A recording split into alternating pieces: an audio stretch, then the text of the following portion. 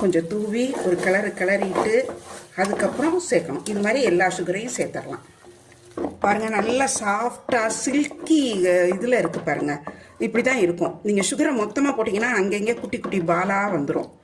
அந்த மாதிரி செய்யவே செய்யாதீங்க. இதுதான் இதில் இருக்கிற முக்கியமான டிப்ஸ். இது இப்போ இது கொஞ்சம் நெகிழ்ந்து கொடுத்து கொஞ்சம் தண்ணியாக இருக்கிற மாதிரி இருக்கும். ஆனால் சீக்கிரமே அது நல்லா சேர்ந்துடும். இப்போ நம்ம என்ன பண்ணணும்னா கொஞ்சம் ஏலக்காய் பொடி, ஒரு அரை டீஸ்பூன் ஏலக்காய் சேர்க்குறேன். சேர்த்து நல்லா கிளறிடலாம். இப்போது நல்லா பபிள்ஸ் வர ஆரம்பிச்சிருச்சு.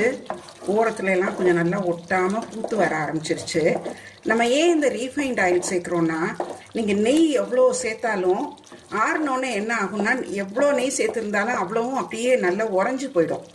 ஆனால் இந்த ரீஃபைண்ட் ஆயில் கொஞ்சம் போல் ஒரு 2 டீஸ்பூன் அளவு சேர்க்குறப்போ அது நீங்கள் என்ன கன்சிஸ்டன்சியில் கிண்டுறீங்களோ அதே மாதிரி நல்லா